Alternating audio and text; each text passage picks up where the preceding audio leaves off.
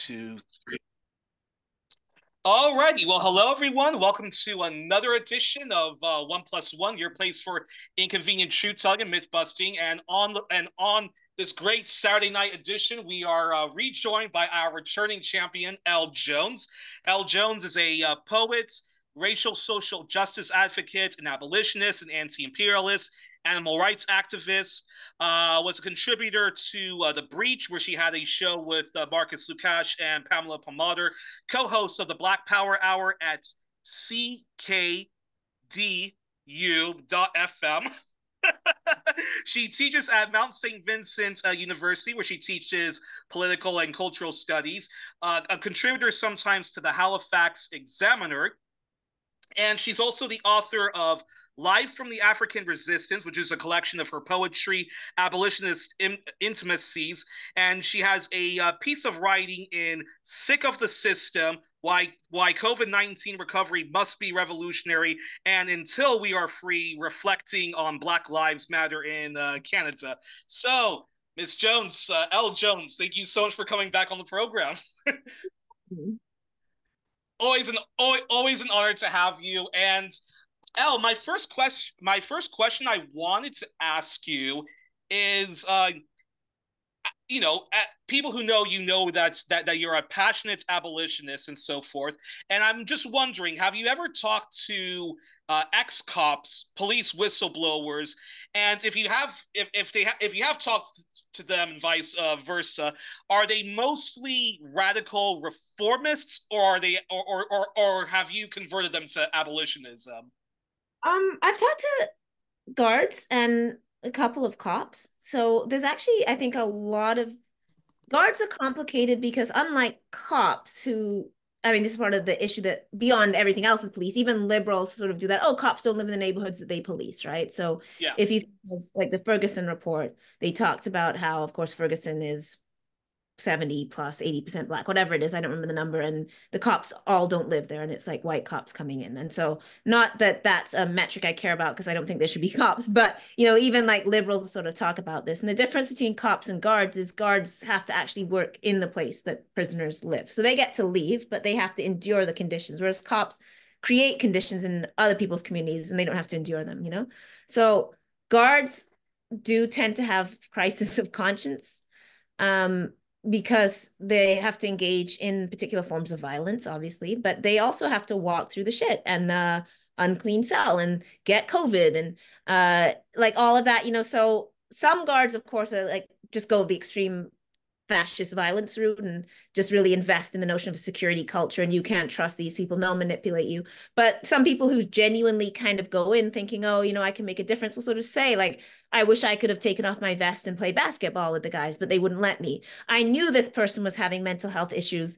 Like, I knew that when they were like screaming and punch, it was that they were in crisis, and I wanted them to get help, but I wasn't able to. And this guy actually pushed me down the stairs, but I actually know he was in crisis, and I didn't want him to, so that will happen with guards, but they just tend to kind of get bounced out of the system. Like they, and they either move over to being sheriffs or like somewhere else, or they just quit. So I've talked to, actually quite a few of them would get in touch with me and be like, you're actually like, the conditions are worse than you think. Like, but I wouldn't say they become abolitionist. I think they just kind of feel victimized by the system. I think one of the dynamics with guards is this, they feel like it's kind of the same thing happens with police, right? Like you have the so-called like rank and file, and then you have these admin group. For police, this is very much, they have very powerful unions, and this is why we always say that the unions are the most aggressive force in policing, right?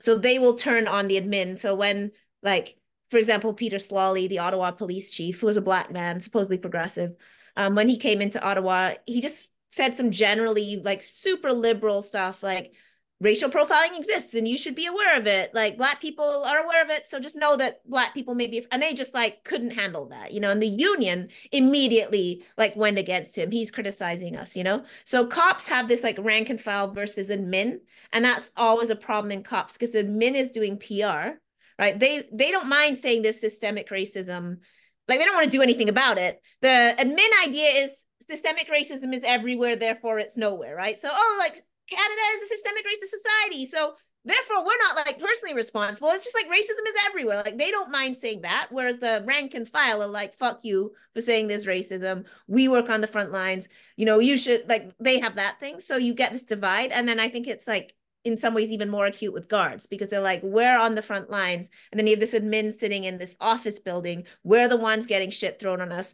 We're the ones walking through like, you know, a moldy place that hasn't been cleaned. Like we're the ones with people screaming in our ears all the time. So they tend to, my point being that they tend to see the problem as like, they're the victims of the admin, like they're the victims of the system, but it doesn't necessarily hedge into solidarity with the prisoners. They're like, we get traumatized by the prisoners, but as workers, we're victims of the admin. And so one of the tasks that we've tried at various points when we did the prison strike in 2018, the dynamic that was kind of happening at the time is the guards were in a labor dispute, like through the union with admin. So one reason why they sort of let it go as much as they did is because they're like, yeah, it is fucked up in here. And they were kind of like, yeah, like go on strike, expose the jail, not so much because they were like down with the prisoners, but they were like, yeah, like we have all these issues, like we feel like we're being like overworked. We feel like, you know, we're dealing with all this stress. So they kind of wanted to draw attention to it. So they actually did not come out against us. Like they actually, the head of the union, who was like, it was the PSAC, like the union that police, that correctional guards are in, but he was a former guard and he actually was like, yeah, they ain't wrong. But it was because they were like in a union dispute. So one of the kind of tasks of prison abolition is to try and get the guards to understand themselves as workers and to see their solidarity as like with the prisoners, right? That you are abused by the system. So when you go to work in a jail as a working class person, like a lot of people end up being guards because it's a pretty short training course, right? Like it's like 6 weeks. So, you know, if you have a family to feed and you're looking for a decent paying job that's like stable and you don't want to go to university and, you know, like, or you can't go to university, you can't afford it, like taking a 6-week prison guard course into a stable job. So it's a lot of people that go in like that. And then of course end up in a jail and either like, as I said, go sort of like full fash or like traumatized and they're like, oh my God, this job's terrible and they leave it. So trying to get them to understand that like your economic position, like you come from the same neighborhoods as the people you're guarding. And I realize that you're set up in a system that makes you see yourself as better than them, like they're behind bars and I'm watching them, but can we actually understand that as workers, as people that are probably also coming out of like working class or impoverished backgrounds, like how does this system use you? And then how does that place you in solidarity with prisoners? So when we did the manifesto, we were like really talking, the prisoners were talking about like, you are fellow workers, like you actually have to live in these conditions too. So we try and push on that to varying degrees of like, I wouldn't say it's super effective. I have met a couple of the women guards have gone full, like there have been some women, female guards in women's prisons or prisons where women are, that have kind of like gone very anti-prison. I would say, I don't know if I've ever seen a male guard like go anti-prison. They will be like, I have PTSD. The system is horrible. They screwed me over. You ain't wrong. Keep it. Like they'll sort of do that, but they don't necessarily go like prison shouldn't exist. But I have seen a couple of guards that came out of women's prisons being like, yeah, the woman shouldn't be there. This is awful. As far as cops, Yeah. I can't say I've ever seen anyone go abolitionist. Again, it's like, you know, black cops eventually will have some, like in my city, there's like, I think every single municipal unit has at some point like launched a lawsuit against the city, including like people in the fire department and transit, and that includes cops. So then they all have these like horrible stories about like racial violence and somebody held a knife to their throat, like in like another cop and all kinds of stuff. But again, I think it's hard to go big picture. So I think they then are like, I experienced racism as a cop. Like it's so hard to be a black cop. But if you're like, yeah, but like, what did you expect when you like went to join the overseers? Like that one's, they don't necessarily take that leap. Again, I think they see themselves as like victimized by the system, but which is the problem of any kind of like organizing, right? To get people to see outside of their condition, because that's a kind of natural human thing, right? You're like, this thing happened to me and it's unfair, but I'm not like those people.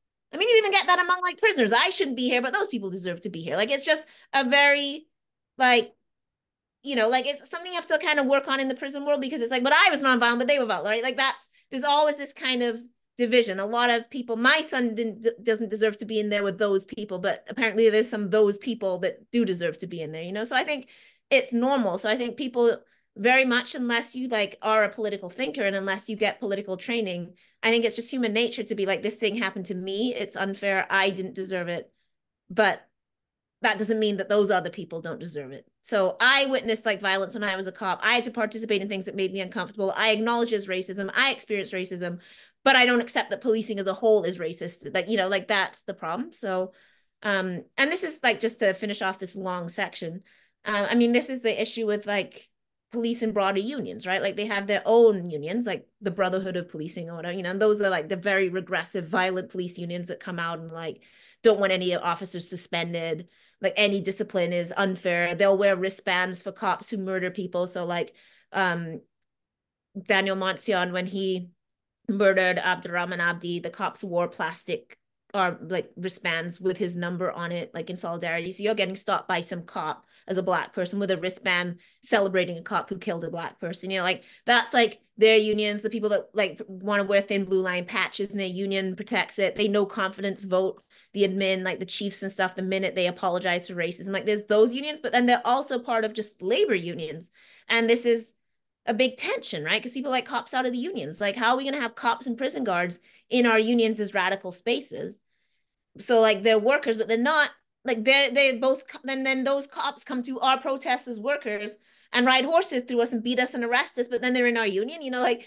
But this is the problem with cops as workers, right? Like, you know, how can you be a worker when you operate for the state?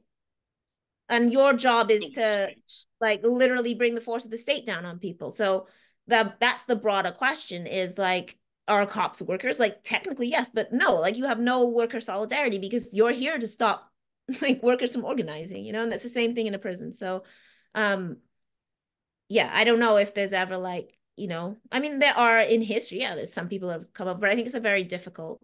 And then like they're legitimately traumatized, right? So I think they're usually just like dealing with their mental health at the point where they leave. Like they're usually in some kind of like have severe PTSD, the ones that leave.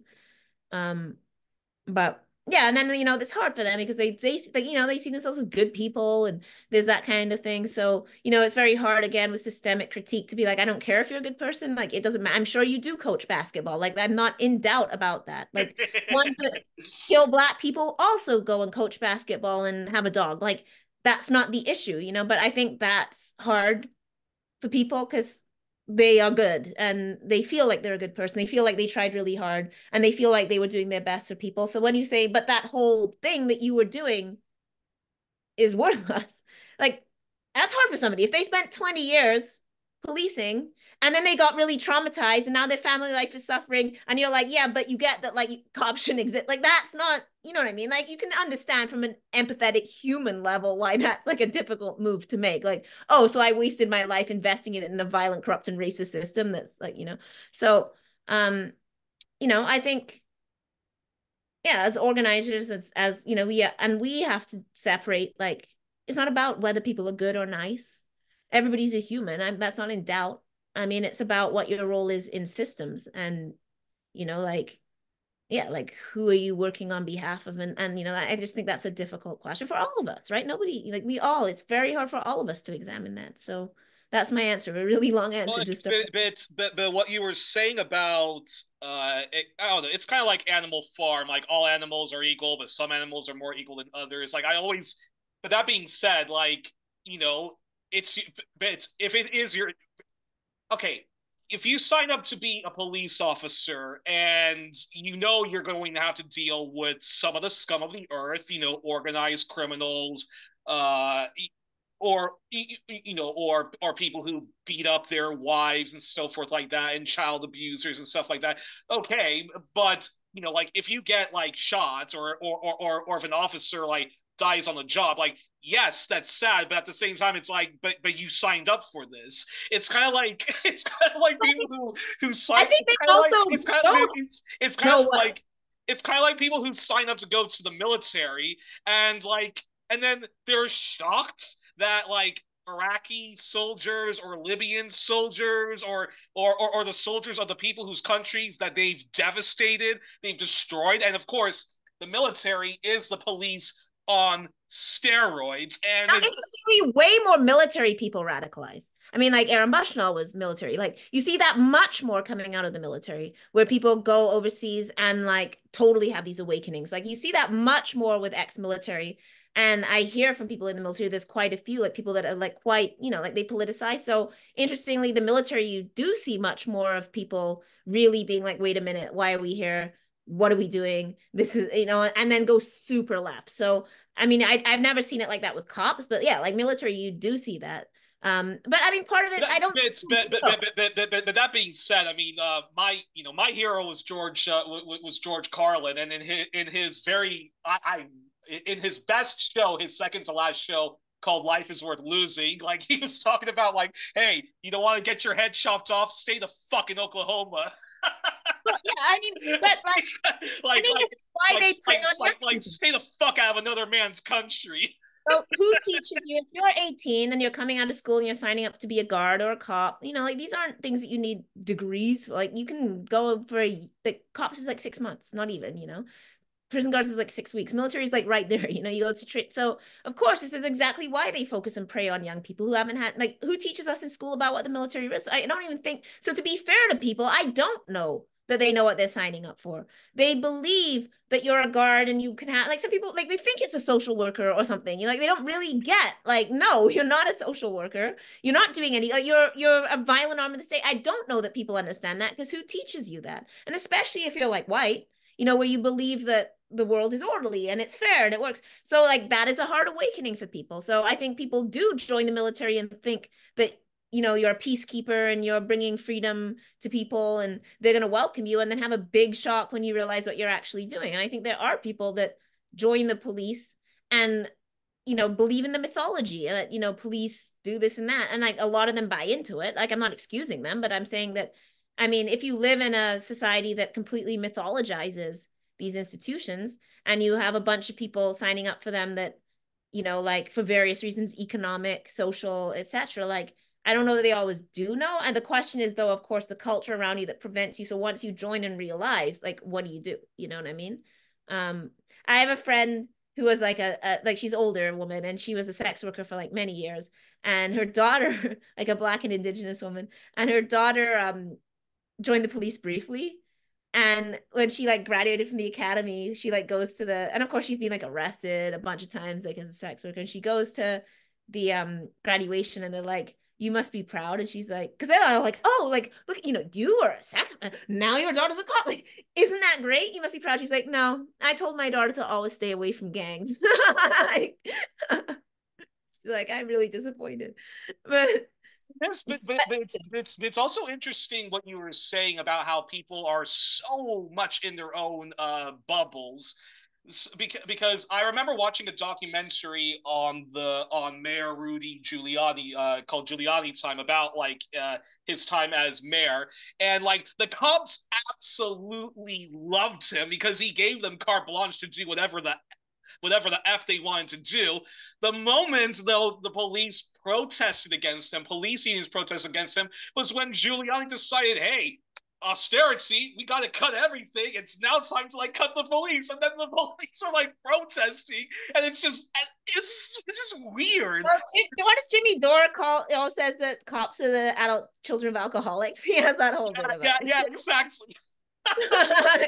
And he's like, my father was a cop. I grew up with cops. My brothers and cousins, my whole neighborhood with cops. I can tell you, all cops are full of shit. All cops are. Plus, I mean, if you last in any of these institutions, like, and it's the same, I don't even want to just exempt other people because the medical staff in prisons does the same thing, right? Like, this is the thing about like nurses in prison, where I don't know if you can be an ethical nurse in prison. And most of them who are leave because they get there and they're like, I cannot participate in this. The ones that end up lasting find themselves like, you're a nurse, you're supposed, you know, but then they go, what happens? You walk into the culture and they go, oh, don't believe these people when they tell you they're sick. You know, like they'll manipulate you and they're violent. And you're like, okay, I don't know what I'm doing. Thanks for telling me. And it immediately sets this oppositional culture. And then you're a nurse, but you're going in like taking medication from people or reporting people or standing there while the cops, like while the guards do violence, or, you know, when people are being pepper sprayed in the face, you're there like, oh, you know, like that's kind of what happens. And you're like, you're a nurse. like the doctors and psychiatrists in prisons are almost universally awful, like, really unethical people that participate. Like, we just had a case in Nova Scotia where a dentist, like a guard, took a guy out to get his teeth done, and the dentist let the guard pull out the teeth from the prisoner while the guy was unconscious, and then they videotaped it. So the prisoner found out because they shared the tapes. That's like medical staff. That wasn't even a prison medical staff. That was like an outside dentist. But think of like what the prison, I mean, the horror stories about prison psychiatrists that you hear, like, and I'm sure someone's going to watch this and go, wait, but I'm a good, sure. But, like, the same thing, like doctors at Guantanamo that participate, like sat there and signed off on torture, right? So it's not even just the guards, it's a whole system. And like, if you're last in that system, you have acceded to violence. So you've decided that, and then they tell themselves like lies about, oh, but I can help and I'm doing this, or, and it's like, but like, I don't know that you can be a medical professional in a state like that and like live up to your oath when you are like de facto participating in that kind of violence, right? So yeah, I mean, if now radical police reformists will say things like the cops have a very difficult job and they don't get paid enough. That's and you often see this even in movies based on a true story, or just propaganda in working general. class for decades, right? They're still like always, whenever you watch TV, it's like the Irish working class blue collar cop.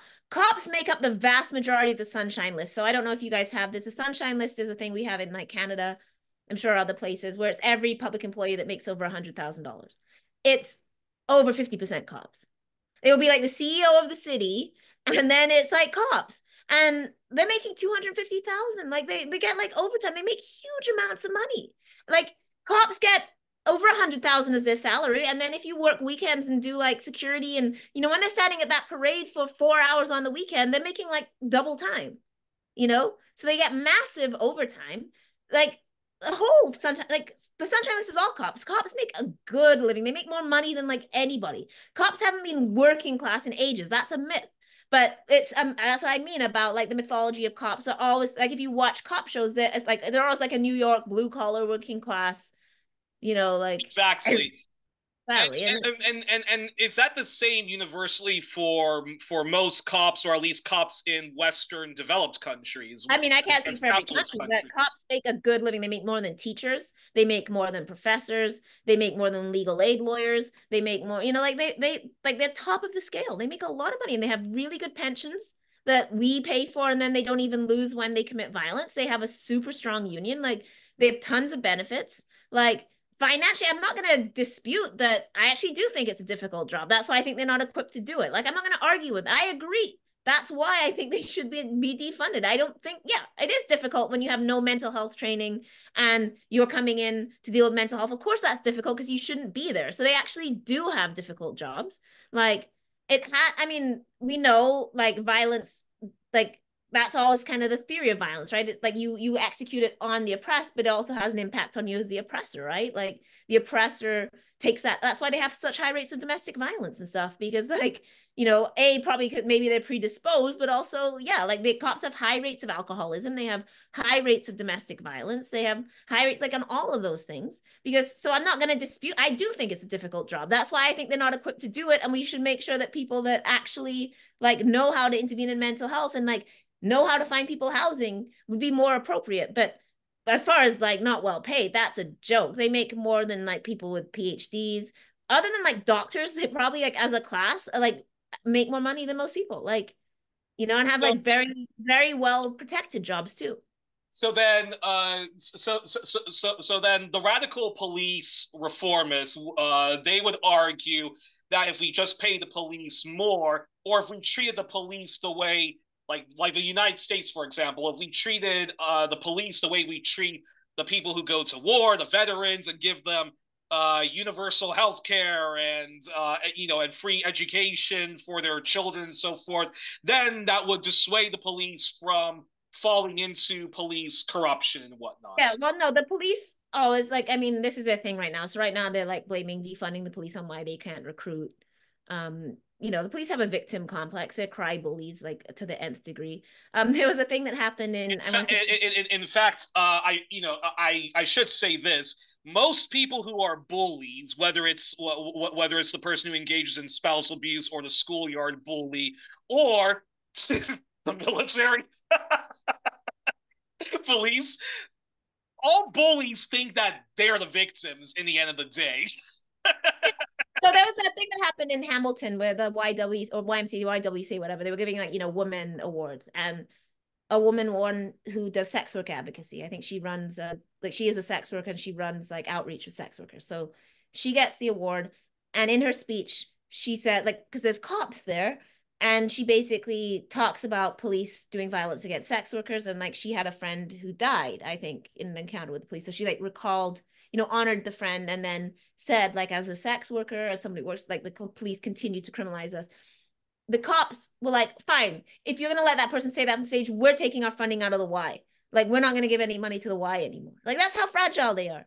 And then, of course, some of the cops like up for awards and probably just salty that she beat them out for the award. But it had nothing to do with the Y. Like, the Y didn't write the speech. The woman won an award and has free speech and said what she wanted to say. And you cannot cross these cops. The minute somebody's like, here's my issues with policing factually, they're like, fine. And I'm like, but that's our money that you're giving anyway. But like, oh, we're going to withdraw our money from the Y. So like, yeah, if you don't like worship cops every second of the day, they feel victimized, right? So their thing now is like, activists make, like, okay, there's another case that just happened in Toronto. Are you following? This is a mirror case. And Desmond Cole wrote about this on Yes Everything. So you should go check the piece. I think it's called something like Cops Fight for the Right to Be Wrong. I probably have, but it's something like that. So this is a case where a accountant, young man, like 32 or something years old, accountant, he's with his wife going into a parking garage. She's pregnant and they have a young child. They're getting into the car, and these two people, a man and a woman, bust out of them with guns, screaming, yelling, like, then a van pulls up, like an unmarked van, and people jump out of it. So he thinks like he's getting carjacked, and he jumps in the car, and they're screaming, banging on the hood. So he drives, the person falls, and he accidentally drives over this person and kills him. Yeah. At that point, they're like, oh, we're undercovers. They pull out their badges, and they pull out of the car, they punch him in the face, and then it's like, you killed a cop, you drove over a cop. So he gets arrested on murder.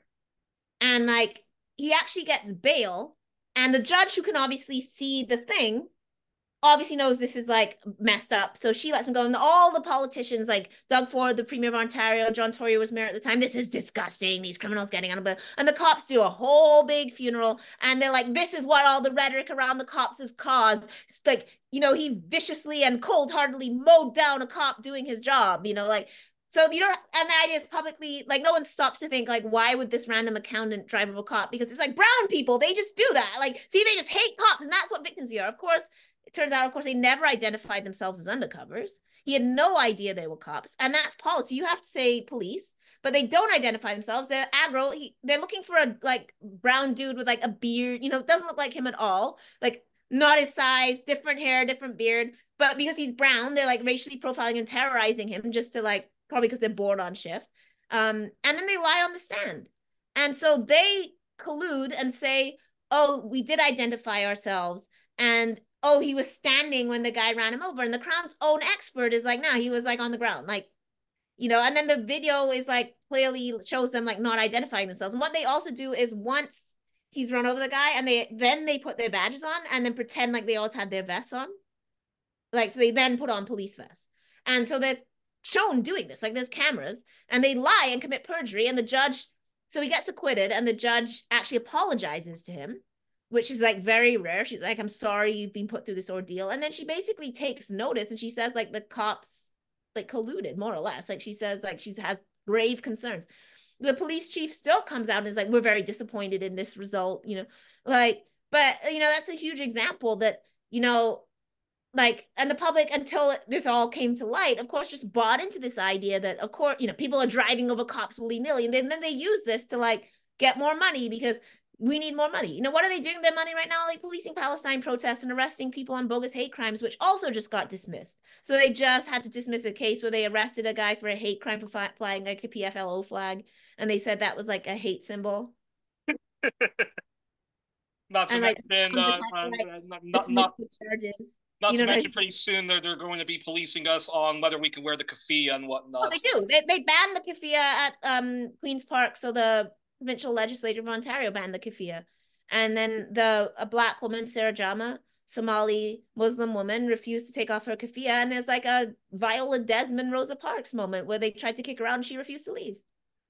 But they Uh, have banned keffiyeh. and actually we should send a memo to NZP, reinstate her, you fucking assholes. So, but like literally, that is. I mean, but saying free Palestine is hate speech. Putting up posters is hate speech. Tweeting is hate speech. I got, banned from the Supreme Court for like my tweets. you know, like so, Unbelievable. but this is what they're doing. Like, and which I always predicted. I always told black people like this thing on hate crimes. You guys are idiots. Like, who do you think they're going to use it against? It's going to be hate crimes against white people. I said that when everybody's like, "Oh, we need more hate," and they have a whole. Our priority is hate crimes. I'm like, this is policing. That's just funding the police now, pretending it's for our benefit. And of course, promptly, what are the hate crimes? They've investigated like hundreds of people for crimes like saying "Free Palestine" and "From the River to the Sea" and like wearing keffiyehs and protesting like nonsense, like walking by a hospital and then they're like, it's a Jewish hospital. Like they were attacking the hospital and like you're literally just on a protest route. Being within a kilometer of a so-called Jewish neighborhood that has 18% Jewish people and you're on like an overpass a kilometer away. And they're like, oh, that's intimidation. Like this is the stuff that the hate crimes unit is doing, and like, which is also inevitable. And then, yeah, like Indigenous people, like, I mean, we have the Hamilton police said the anarchy symbol was a hate symbol. In 2008, there was like something like 12 hate crimes in Hamilton, and like a quarter of them were hate crimes on police, and it was like FTP and the anarchy symbol.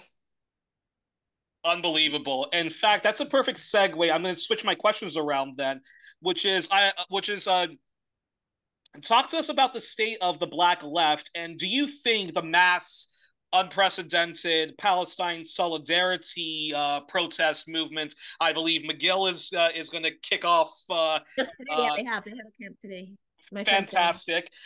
Do you think that many Black people who are protesting in solidarity for Palestine will this convert more to the anti-imperialist movement, which is so badly needed in Canada? Complex, right? Because like young Black people, obviously, like there's a generational thing to start with. So like young people are overwhelmingly pro-Palestine, like regardless of race.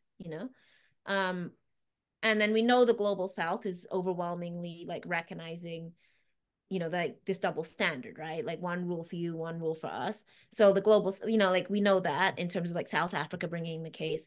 But I mean, it's complex with Black people.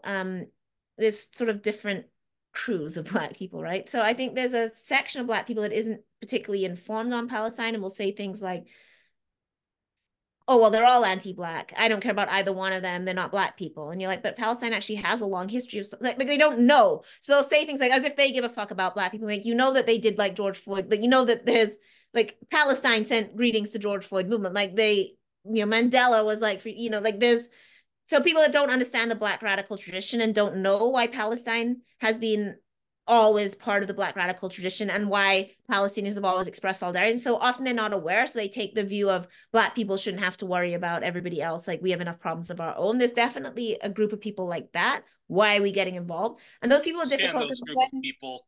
of course, at the same time, it's no surprise that people like Sarah Jama, it's like Black people, radical Black people that are also disproportionately targeted in these like you're anti-Semitic, you're hateful, like it's no surprise that like Black people are huge. When you look at these arrests in Colombia, it's overwhelmingly like, I mean, a lot of Jewish people are being arrested, and then you see like disproportionately like people of color.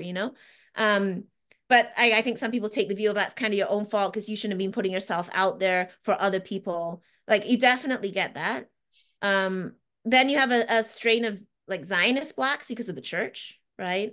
So people have been to Israel, like so there's a strain of people that are like pro-Israel as a result of that, like religiously and like the evangelical side. So, that's a strain. And then obviously, yeah, you have like a Black left, and then a lot of people that are just kind of like, I don't take either side, it's complex. So, I think it's difficult because like I think in many ways we're at an interesting crossroads politically, which has been building since 2020, right?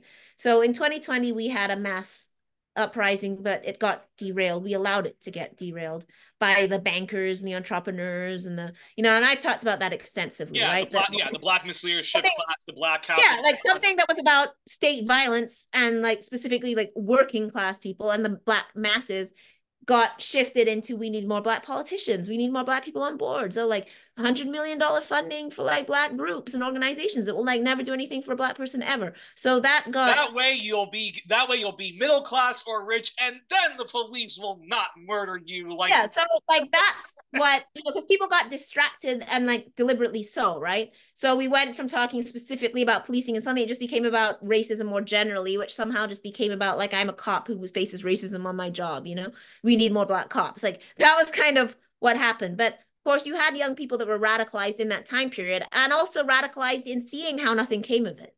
So you had the initial radicalization on the streets, and then you also had the disillusionment of we did all this, we went out, we got arrested, and nothing's changed.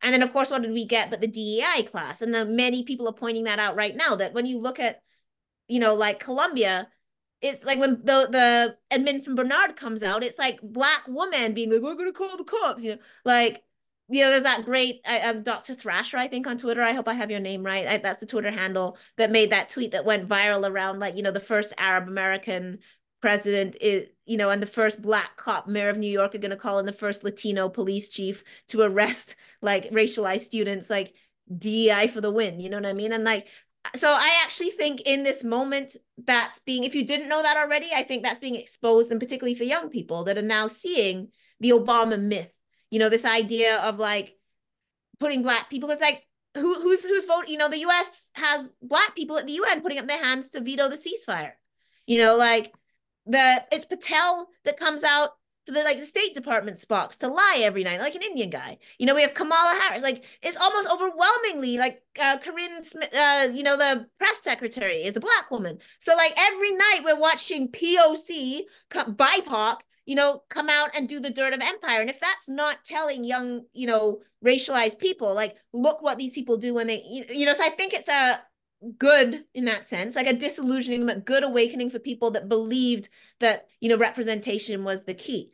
But so I think young people have got a real-time education in that and are moving away from that, but that's a liberal class politics that people cling to and is very hard to shift in the Black community. Like the people really believe like that we need to just get an education, we need more people at the table, a seat at the table, like representation, Black faces in high places. Like that's, if you're like over 35 or over 40, I feel like it's just like that's their ideology.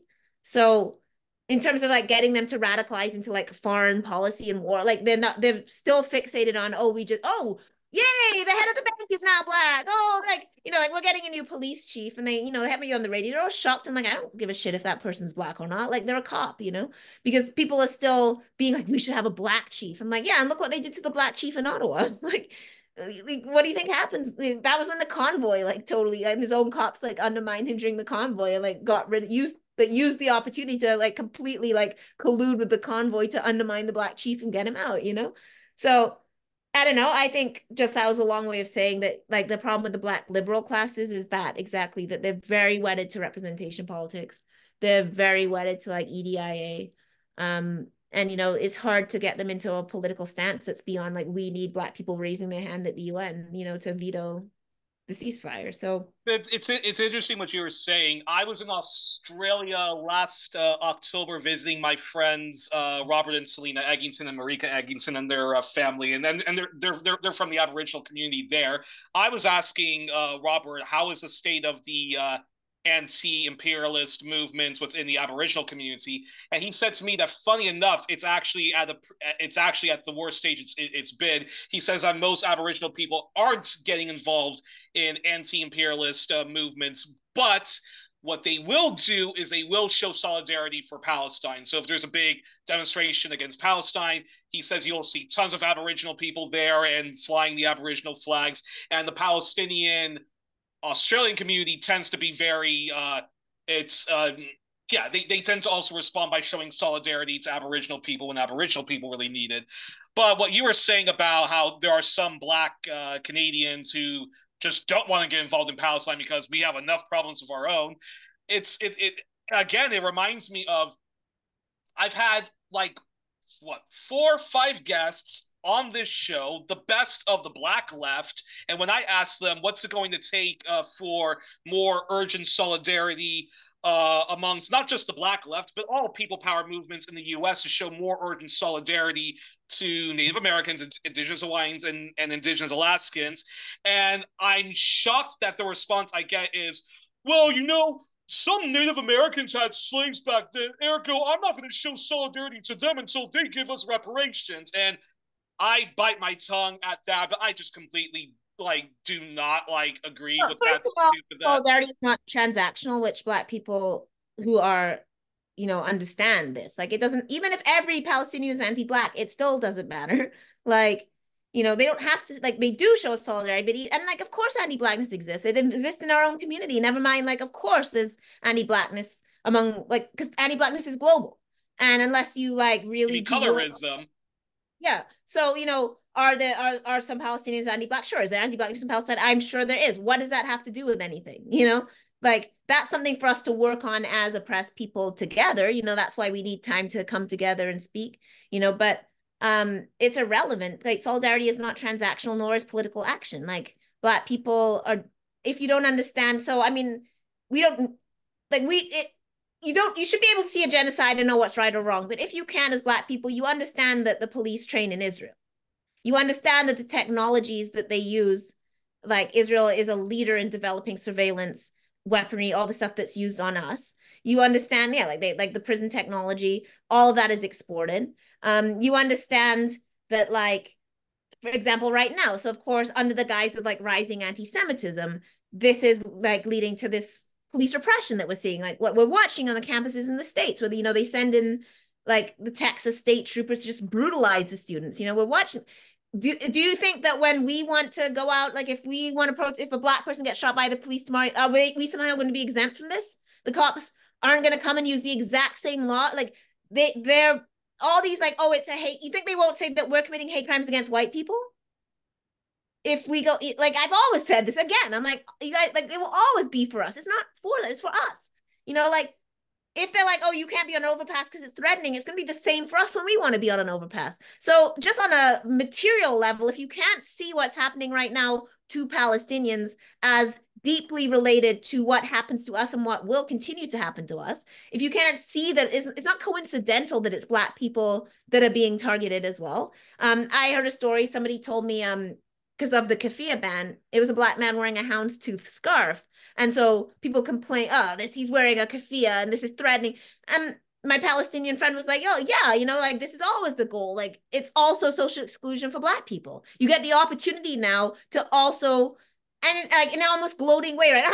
They're the true bigots, so now Black people were the problem. If you can't see that, so yeah, on a material level, if you're just only care about Black interests, this isn't the Black interest, because all of this policing, militarized policing, cracking down on protests, repression of speech, you're the real bigots for talking about oppression, that is all stuff that's coming on us, So, yeah, I don't know, but it's difficult. I mean, I blame Roots.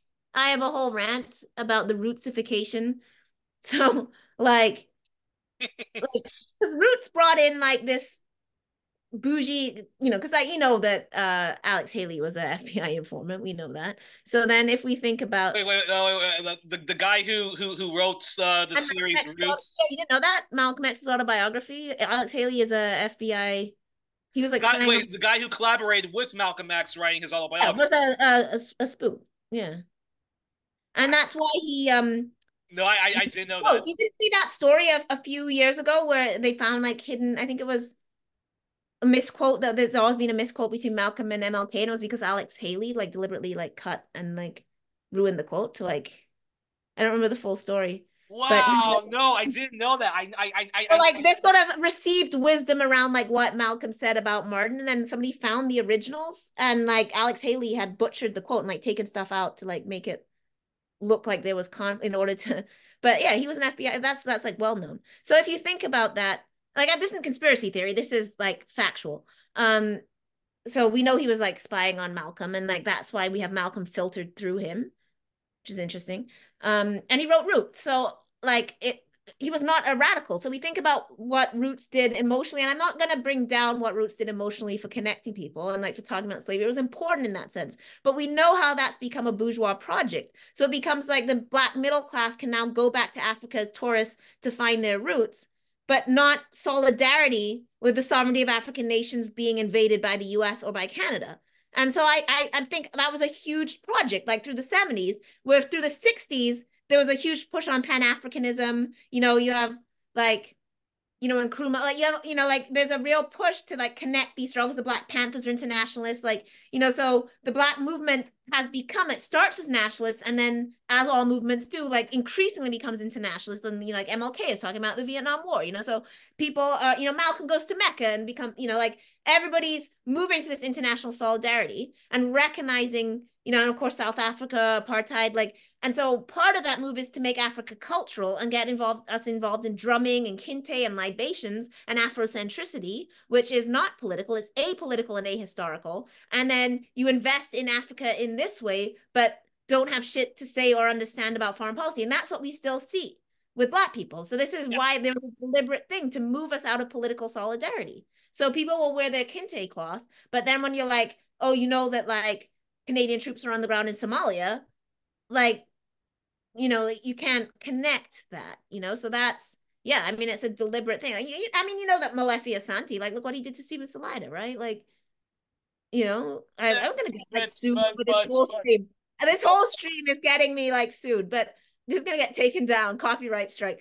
But yeah, like, you know, the grandfather of Afrocentricity, and then like gets a pro-Palestinian person working with working class Black people against gentrification kicked out because like that's a threat to the project, you know? So this kind of Afro, and that very much in my province, Nova Scotia, that's what happened is we had people like Rocky Jones who were like part of the internationalist Black movement, radical, in conversation with the Panthers, in conversation with the anti-apartheid people, of course, Sir George Williams campus, that uprising.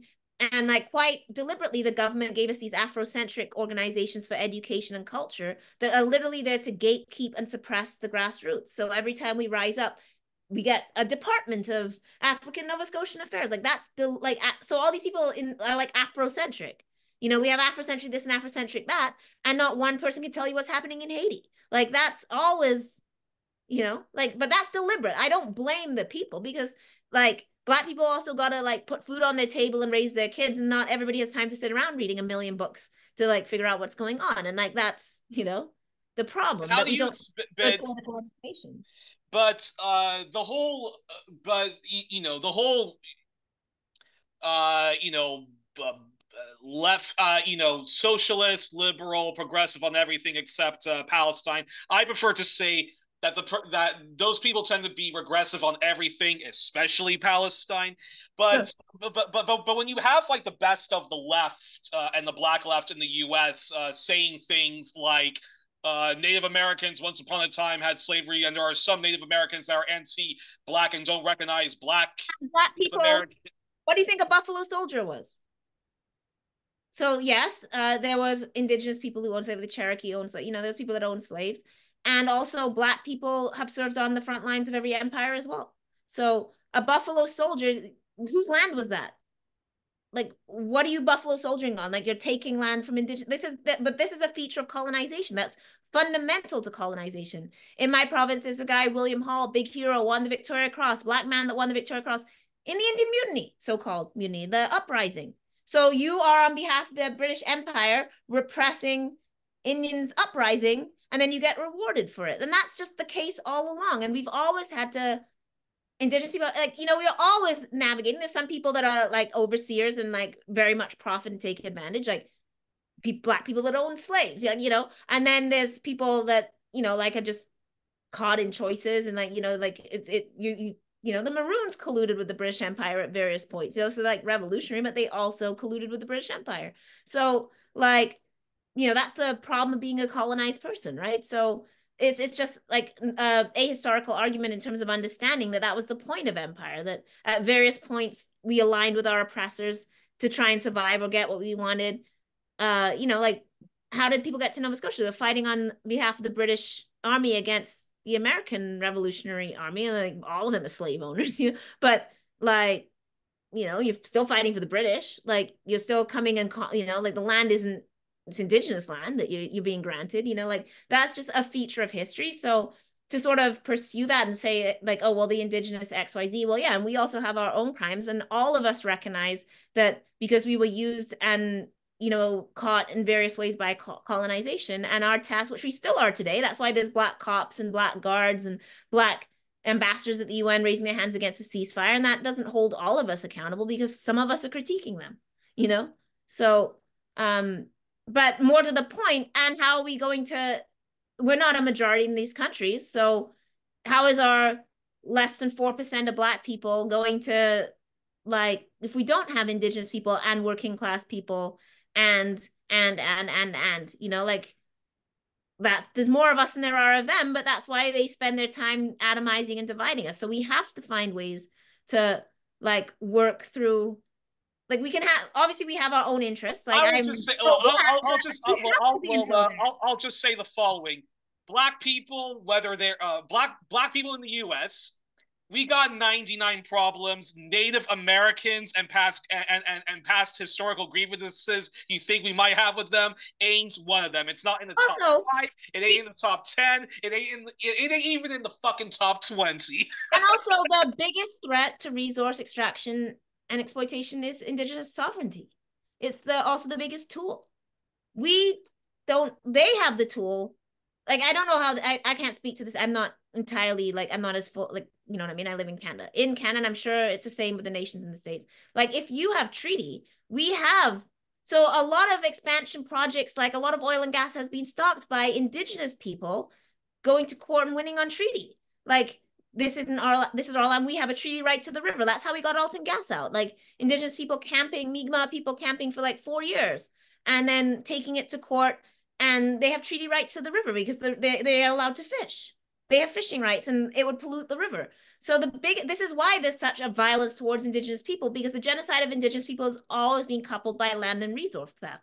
So right now when the pipelines and pollution is expanding, we have the power to protest it, but the people that actually are able to be like, this is coming through our territory and we are using our sovereignty in order to stop it, are indigenous people. So how can we not be in solidarity with that when indigenous people are literally here saving our water, like using the powers? We don't have sovereignty. So on these lands, I know the Moors are going to come at me for this, but like, you know, like indigenous people have treaty. They have the sovereignty. So we are on again, like you can't and again, like you can't and again, and I'll broaden and I'll broaden this to Canada because we are talking about Canada specifically. You cannot be for abolishing the police, defunding the police, and be supporting militarism overseas. You cannot and for Black Americans, you can't talk a whole lot of crap about how you're anti-white supremacy. You want to end like Jim Crow and solidarity to Palestinians, solidarity to Africans, solidarity to all oppressed people of the United States of America, and say, oh, but the Native Americans, some of them. And I mean, slogan is no justice on stolen land. Like it starts, the two twin crimes are the enslavement of Black people and the genocide and land theft of indigenous people. They're not the same crime, but they coexist. Like those are the two things that are happening at the same time, right? So we are historically tied. Like the genocide of indigenous people is tied to the enslavement of Black people, the need for labor, right? Like it's initially like, oh, let's enslave indigenous people, and then they have to like bring in after, like, and then the project of managing the land, like how do they farm it, like through us, like so the labor from slavery is because the land is stolen, and we are needed, and I'm putting all this in quotes, in order to do the labor of building up the new world. Like we're not, it's tied together, and then materially tied together. I mean, because I work on like dogs, like police dogs, and like when you look at the economy of dogs, like they were breeding dogs to terrorize the indigenous people of the Americas, and then they became slave dogs. So those breeds, the Mastiffs and the Spanish dogs, as they were called, get exported through to like Louisiana, into Florida, first to be used against the Seminole and then against escaping slaves. Like, so, we know like the reservation system in Canada becomes apartheid in South Africa. They literally came to Canada to study reserves and then implemented that system in South Africa. So we're tied.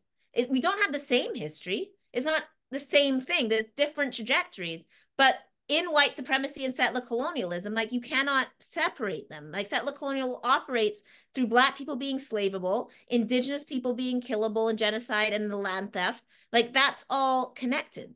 So how we like that's a real thing. It's not just a slogan. Like, what does justice mean if we're on settler colonized land? Like, and it's stolen from Indigenous people and continually the resource theft continues. Like, genocide is ongoing. It's a continuum. It's not an event in the past. It's an ongoing process, right? So again, like, solidarity is not transactional. It's not like doing what's right is not transactional. You don't do what's right until somebody pisses you off. You do what's right because it's right.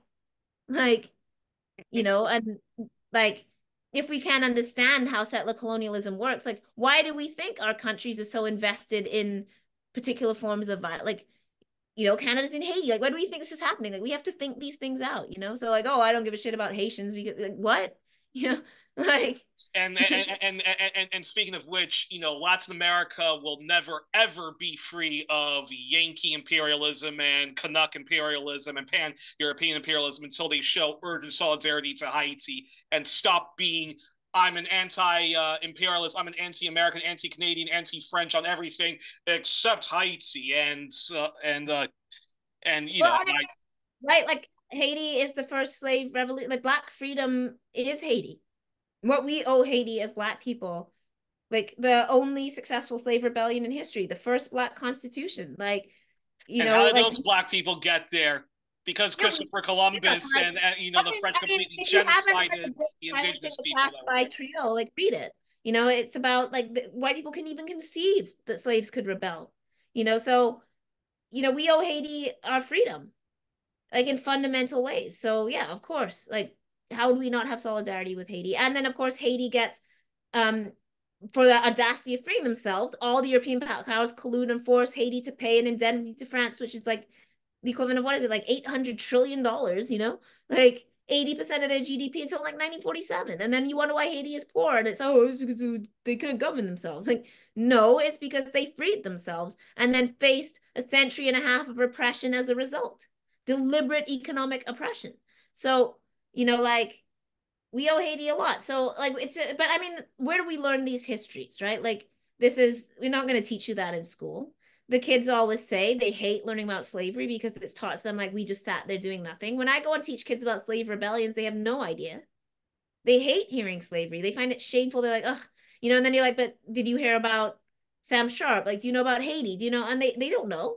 So where do you learn this stuff? So it's not like there's any investment in teach. And when they teach Black history, so the first cop to this person was the first Black mayor, like they're Well, not. they only teach and of course they only teach the very sanitized version of Martin Luther King Jr., the very sanitized version of Malcolm X, and they'll completely skip W.E.B. Du Bois and also completely skip the Black Panthers and so forth. But once said in a poem, don't let them take Mandela. No, don't let them keep Mandela. Make no mistake, they're going to fake, erase, and lie about Mandela. Couldn't wait for him to die so they could plasticize Mandela, appropriate Mandela. Don't you know they hate Mandela? It went wasn't from that there. in your poem? I love it. I have to reread it, but I have to ask this question about the Black Canadian electorate then, which is who who do yeah who do like who fuck I can't say it correct who okay the Black Canadian electorate, who do they normally vote for? Do they normally vote for Liberal or NDP or both? I mean, there's some of us are NDP, but generally liberal. Because you remember NDP isn't in power, so it's about getting money. Okay, I mean, I really think Adolf Reed is instructive on this topic. If you haven't read Adolf Reed on the like notion of the Black community, I know people, oh, Adolf Reed. Like Adolf Reed is bang on and historically correct in his analysis of the notion of the Black community is a creation of the elite. Like there is no such thing. And he does the analysis of how, oh my God, I'm forgetting his name. But let down. I know the Latin Muse poem. Let down your bucket wherever you are. Oh my God. no, but you're saying but you're saying if you study Adolf Reed, yeah, he talks apply, about. So he talks about plight. it can be applied to Black Canada. Yeah. So Adolf Reed makes the point that the very notion of the Black community is created by white people, where post-slavery they designate the Tuskegee Institute. Why I'm just blanking on his name. I can quote the Langston Hughes poem to you, and I can't think of the guy's name. I sound dumb now. But literally, he's like appointed by, like, they're like, okay, they need a leader.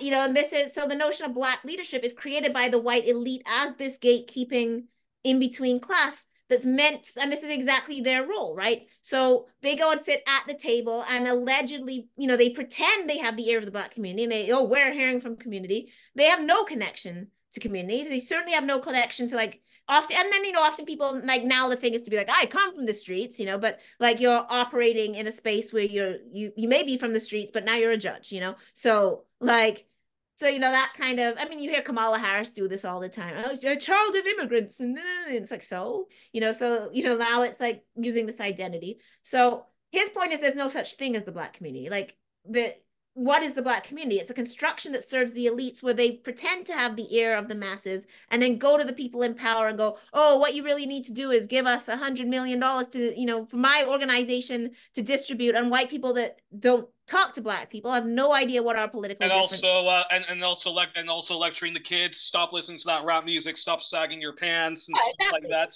So, and like, you know, so, and then present us as a monolith. They always love to say we're no monolith while presenting a monolith, you know.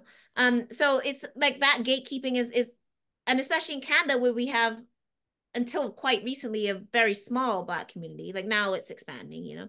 But we've always had a relatively small and insular community. Like for a long time, it was only in a few places, right? Like used to have Nova Scotia, which is its own thing. Like we have our own set of communities that's kind of different. And then you had, you know, Montreal, Toronto. And there didn't used to be like a ton of people out west. There's historic communities. I'm not erasing them. Like there's, you know, historic communities in Alberta. There's historic communities in BC. But like as a sort of mass thing, the mass of Black people. So you could very easily come out of like the Caribbean community in Toronto and like say you speak for all Black people, you know? Um, so that's always been our problem, is we have a small amount of gatekeepers that get the ear of the government, and what they want is money, as usual. So everybody starts a fake organization that does nothing, produces no data, like if you ask them questions, they like treat you like you're, you know, a terrorist. You're like, oh, can I see your yearly report on what you actually did? And they're like, oh my God, like they'll block you like right away and then tell everybody you harassed them and you're violent. You know, so they have like no, like really, they have no accountability. Like go to a meeting and ask like a Black organization's questions. Like good luck, like just basic questions. Like, you know, then they put out these mealy mouth things. This year we leveraged our expertise in, you know, many inclusive conversations. This, you're like, what? Like, what did you actually do? Like, you know, you'll So never see them. that's so that Never. black and that so that Black Misleadership class mostly says to the community, vote for a liberal. Yeah, And so the liberals give us money, and then their solution to racism is ask the government for more money.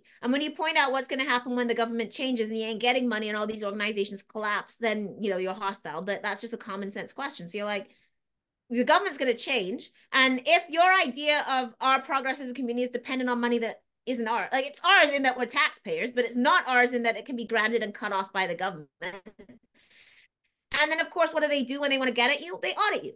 So, you know, and people are always shady with the money. So, like, you know, like any Black organization that gets uppity is going to be like, oh, you know, cutting off the grant. So, why are people not saying anything about Palestine?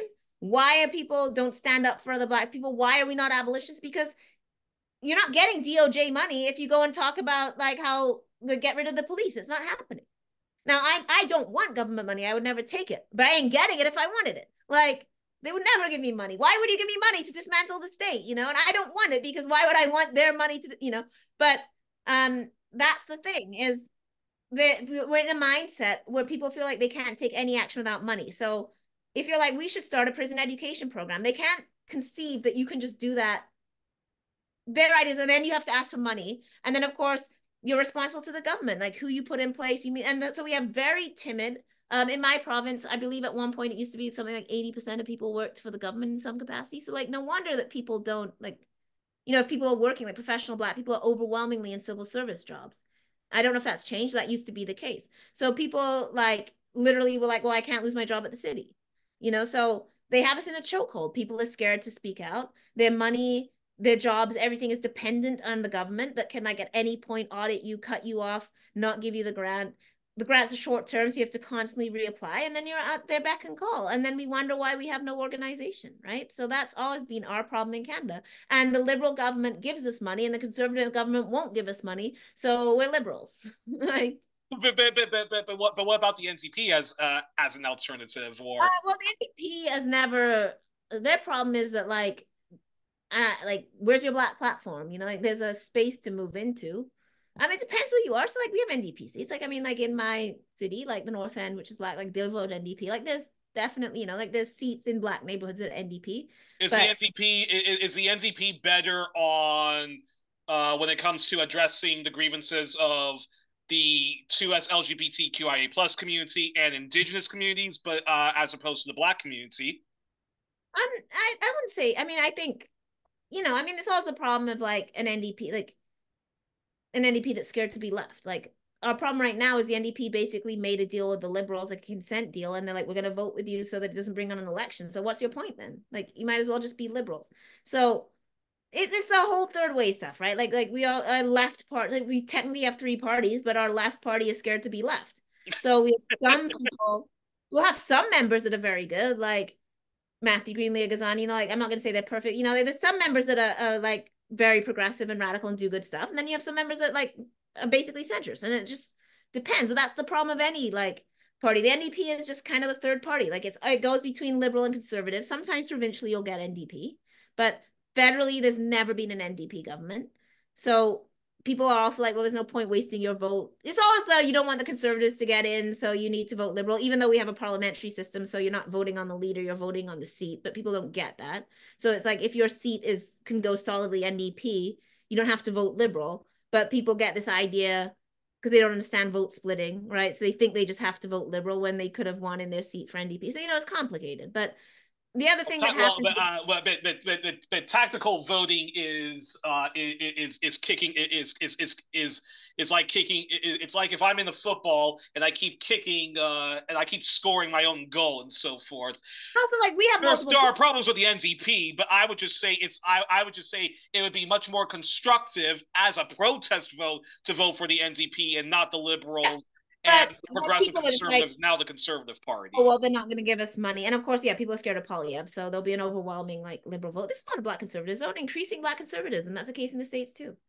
You know, like Black conservatism is like on the rise because of homophobia, because of transphobia, because of, you know, obviously the economic problems and people blame it. The Liberals have been in power for a while. So various reasons, you know, anti-wokeism is also like, there's a lot of Black people, oh, you know, so like, oh my gosh, you know, actually that's a perfect segue then to do you think the Conservatives will make a comeback and actually and I wasn't planning on asking this, but can you actually can you talk more about the queer phobia and how this kind of goes back to what we were talking about in terms of solidarity with Palestinians, US solidarity towards their own indigenous people, how, you know, even if you harbor heteronormative views, even if you don't get transphobia, non-binaryism, and so forth, the right wing, when they use them as the punching bag, if people don't get that after they're done eradicating them, they are going to come for you. Like so can you talk about that? And I think and the Conservative Party of Canada has been playing footsie with the queerphobic movement. Britain as well. Britain started it, the whole thing.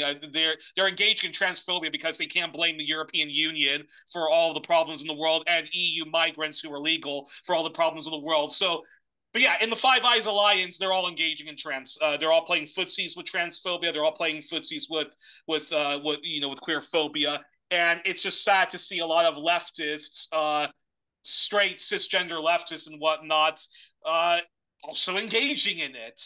Well, we have to remember, if we go back to like the Moynihan report, right? So under Nixon, there's a deliberate thing that happens. So Moynihan creates this report, and it's deliberately targeted at the Black community, and it's targeted around the idea that Black women are very successful, and they recognize that Black women play such a powerful role. Like we are like a very matriarchal community. We have very strong women, like.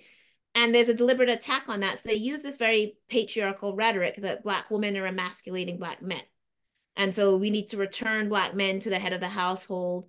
So at the same time, like women's rights are taking off in the white community, and it's like a white woman, but there's an idea, which is an ingrained idea, that Black women have attitude, Black women are too angry, like we emasculate men, we can't be married. And so it's like, oh, they're single moms. So the stupid Jezebel trope. Yeah, so this like white supremacy, there's this report created and it's picked up. So because Black men and like a lot of the Black churches have buy into this, like, yes, what we need to do is return the family value. So this is a deliberate thing that's done to our community on purpose to destabilize our community and remove women from roles and create this like, this is historical, like this is a thing that happens, right? So it instills this very patriarchal idea that we need men at the head of the house, so men need to be doing the organizing and men need to be doing the activism. It's not like we didn't have that already. We know civil rights, like this is why we have Black feminism, because Black women are like, okay, the women's movement is super white, but civil rights and Black power is super male. Like where do the Black women go? And we get Black feminism, right? But yeah, this is something deliberate. So a lot of people buy into that still, that the problem in the Black community is men aren't treated as men, are men. Like part of the whole thing with sagging pants is like, oh, it's showing their bums, like that's gay. Like why are they trying to show their underwear? Isn't that gay? Like, you know, that's sus. Like we still have like this policing. The idea that, yeah, like Black women. So with, you know, and I know there's other problems with BLM, but you know, people were like, oh, like, you know, like we have to sit here when men lead, but then the minute there's a woman at the front of the movement, they don't speak for me. Like, you know, so there's a lot of sexism, again, caused by white supremacy. Like we didn't invent patriarchy like as a Black community, but obviously like we live within a patriarchal society. We know that there's many people in our community that hold the ideas like both covertly and overtly that men are the true leaders.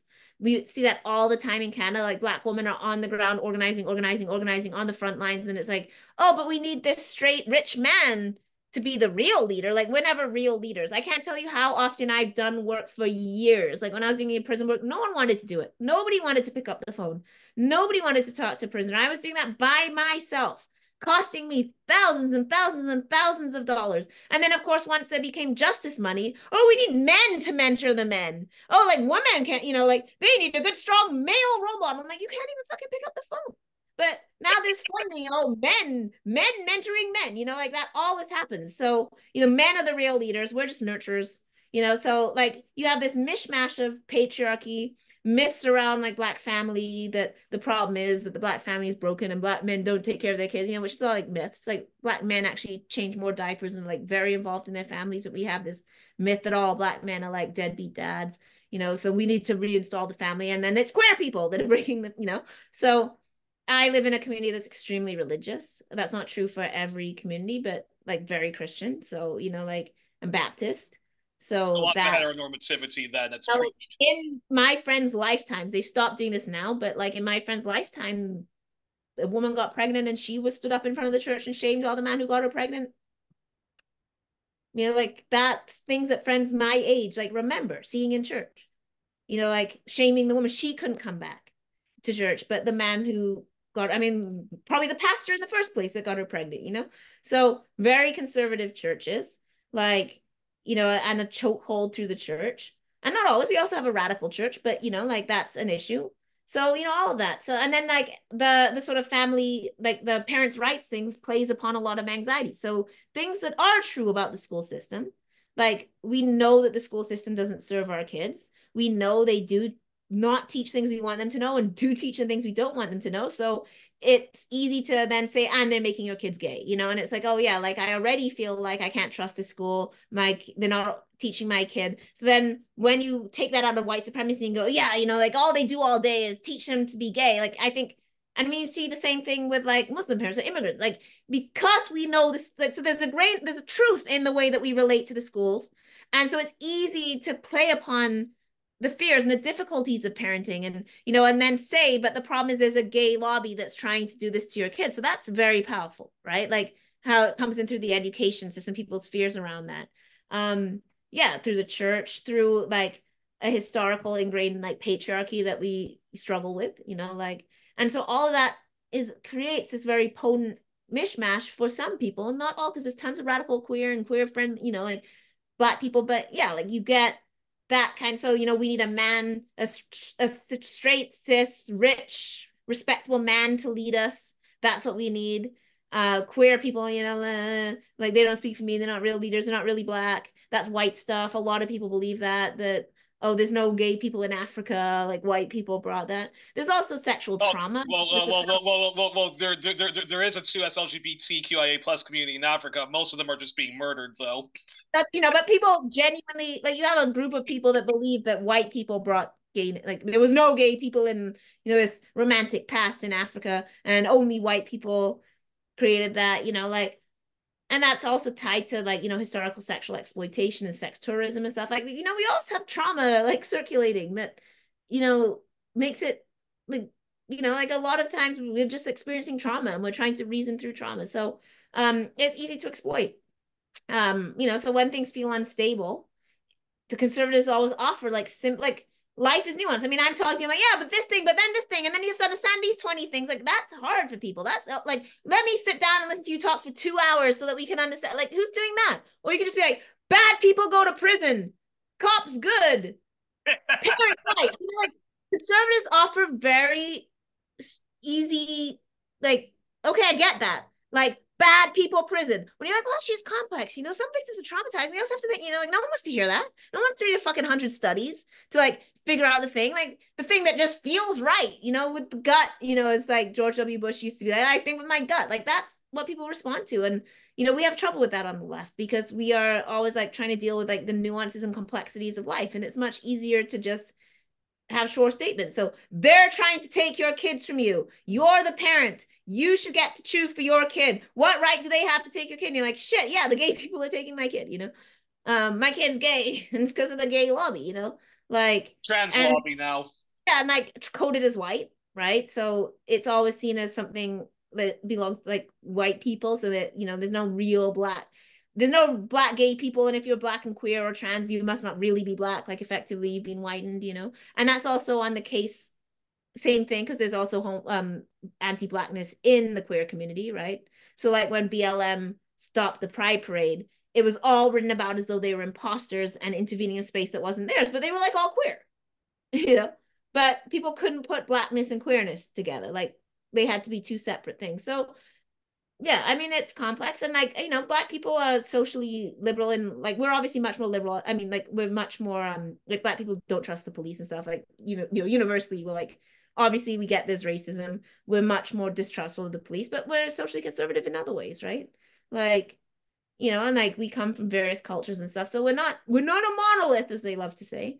So yeah, there's quite a bit of conservatism. Like, so do you think that the Conservative Party in Canada will make a comeback? Yeah. And one of the ways they'll make a comeback is by playing footsie with the far right, whose new favorite person to bully is the trans community and the broader queer community. Like, the way Canada works is because we only effectively, like, yes, we have multiple parties. We have the Greens, we have the NDP, obviously the Bloc Québécois in Quebec that keeps power in Quebec. And then, but, like, effectively the only two that are going to ever govern are Liberal and Conservative. So we just switch between them. So, like, we've been Liberal since 2015. So leaving everything else aside, like, every 10 years we switch anyway, because people just, like, then, and of course, if a party's been in power for 10 years, when people, like, look at the price of food, obviously you're going to be like, the Liberals are in power right now, and look at the price of gas and food, I want to change. Like, but that has just historically happened in Canada. We always just move between, you get about 2 terms, like 2 5-year terms, and then we switch. Like, it just happens. The only difference is, of course, now with this kind of new, like, Trumpism, like, it used to sort of, like, the received wisdom in Canada used to be like, it doesn't really matter because, like, no one's touching abortion, no one's touching healthcare. So, like, you get some difference, but of course that's it's all about like plugging, like, fiscal services. Harper, of course, is very tied into, like, that like evangelical republicanism. So he really shifted the conservative part. So we got Harperism, which was, like, much more far right, much more. And so since then, and now, of course, Trumpism as well. So the kind of idea used to be that you could kind of civilly switch between the two because there wasn't much difference, and there was a consensus over like, nothing was going to be touched that would, like, really. And now, of course, that's not true, right? Like, it's much more radicalized. We're much more divided, much more, like, so. But yeah, Canada switches back and forth anyway. I'd be shocked as a Liberal. I mean, if they got another term, they'd be in power from 2015 to, like, 2029. That's unusual. So everyone's like, oh, it's because Trudeau, this and that. And I'm like, even if he was like the best prime minister, which I certainly don't think, I'm no Trudeau fan. I think it's just hard to hope out. I'd be shocked if Polyev doesn't get in, I'll just say. I think it's going to be sweet. Like I mean, hopefully only a minority, but I wouldn't be surprised if it's a majority. Yeah, exactly. And yeah, no, it's scary, but luckily, an optimistic side of all of this is at least in Canada, when the trans community, non-binary community, when they were under attack by Saskatchewan and Alberta and the different schools there, the queer left community and its allies, the straight allies, did come out in full force and counter protested the hell out of those, basket of deplorable bigots. So Yeah, and there's hope. oh, again, like these are all like, because I mean the whole wokeism thing is like take the black books out and take the gay books out. Like again, like black people need to understand. It's like, yes, we're dragged into everything. We're always in everything, like if you look at Florida, what are the two targets? It was CRT and then gay. Like, so it's both. So sorry, I'm like I'm Problem. like they see it together, certainly. Like the DeSantises of the world, like they see wokeism as a combination of race and gayness, So we therefore need to understand that, and like there's a solidarity there again, that we need to recognize that there's interests that lie together. But again, it's everything's complicated, like it's hard. Like people are complex people, and you'll drive yourself, frustrated, and it's hard. This is why organizing is hard, because you have to deal with so many, like there's so many different nuances and complexities, and like trying to get everybody on the same page is difficult. But that's why the state be winning, but we oh we But I have to ask this question then, which is, how is Randy Riley doing? oh good. Yeah, I mean he was acquitted, so that's good. I mean the injustice isn't over, because what happened in that case was so egregious. I mean the role of witness protection. So witness protection doesn't have to, so one of the key witness was in witness protection and just blatantly lied, and because she's in witness protection she's immune, so there's no way. And not only that, but she stays in witness protection for life, so we will continue to pay. But briefly, if you can, remind people about the Randy Riley Ban, so I case. got to be careful. There's a Oh, publication ban to protect, because of witness protection. So he's a wrongfully convicted black man that served 8 years, but over a 13-year period, in prison for a murder he did not commit, and was acquitted just in the fall. It was a real racial miscarriage of justice. So two witnesses in the case, both main witnesses committed perjury at various times, like multiple times. One of whom, a black man that was coerced by the police. So they basically said, you can be the witness in this case, or you can be the suspect. So he fabricated things like that Randy made incriminating statements, that he saw the shape of a gun in his pants, and then like felt guilty after, like had a crisis of conscience essentially, and said, I lied, and they offered me money, and they threatened me, and they told me I'd never see my family again. So he recanted his original statement. Once he recants, the other witness, who mostly has stuff on the co-accused and wasn't allowed to say much about Randy in the first trial because it was all hearsay, that person comes out with a brand new story that's like, oh, not only did he tell me he did it directly, he threatened to kill me, and I'm scared. It goes into witness protection. And because witness protection, once someone's in witness protection, like everything guarded, so it's very hard to get information. It's only because there was a change of the law in 2021 that allowed a small amount of disclosure that they were able to get enough information to like sort of definitively show what was so like shady about what she was saying. I need to be careful because of the publication ban on all of this, which I think is directly related to the fact that witness protection got completely embarrassed by like the reading of their reports in court. They just showed the whole, like it exposed the program, how much money they paid to her, which was like 300,000, like $500,000 almost, like total, in witness protection. So, like I'm not allowed to give a breakdown. That's one of the things that we're not allowed to okay. say. But like just a ton of money, and was like going to get a reward on top of that if she got him convicted, and like told lies that were just easily exposable lies through data that the Crown already had they looked at their own like phone data. Like they had phone data for where he was that didn't match the story she told that they could have looked at, but they went to trial. So it raised a lot of questions, again, as usual, about the corrupt role of the police. And like the very fact that there's a publication ban is to stop us from now speaking about it and exposing that. You know, because like they don't, and how many other cases has this happened in where witness protection has known somebody's lying and basically like gone ahead anyway because they can put someone in prison for life. So justice hasn't really been done in that case, like in the But terms of he is holding it. now, but he's now free from jail Right. and Totally acquitted. So like he's done with all of that. But like I mean, it's not necessarily like yes, obviously relieved and happy for him, but many years of his life lost and really disgusted and enraged by how the system worked in that case. You know, and yeah, lots of outstanding issues around witness protection and like its role in all of this, which they, as I said, like they are doing everything they can to stop us from talking about. So that's all I'll say because I want to be okay. really like this. Open invite for Randy to come on 1+1 alongside you. The first time I interviewed you, Randy called in. We got the chance to Yeah, talk to I him. know. So Elle, I have to ask these three last questions. Number one, animal rights. Talk to us about animal rights and your time in. Were you in Oxford or Cambridge? Cambridge, I'm bougie. Both of So yeah, yeah, talk to us about your time there and I animal might rights. put on police dogs, so I just as a person who likes animals, I'm interested And in vegetarian, right? It's like you're a yeah, there's a vegetarian. growing like Black vegan movement. First of all, like Afton Silco, I would really want to shout out. So Black people that are increasingly, and of course, there's always been through Rastafarianism. Like you know, like we have a political vegan tradition that again, veganism is something people think of as white, but the you know Rastafari has a political vegan like food from the land ITAL tradition, and there's a growing Black vegan movement that recognizes the politicization of food, right? So I was interested in that. And then like as a, you know, animal lover, we often, of course, as Black people for good reason, because dogs have been used against us through history, like a lot of, again, we're like animal rights is super white. Why like white people like their dogs more than they like Black people? Like, you know, they'll kiss a White people yeah, get like a pissed off puppy about the dies in environment, Gaza, but and people are like, oh no, the puppy, you know, but then a Black. So, like, you know, these are all things that are true. But I was interested in the co-relationship between white supremacy and anti-animalism.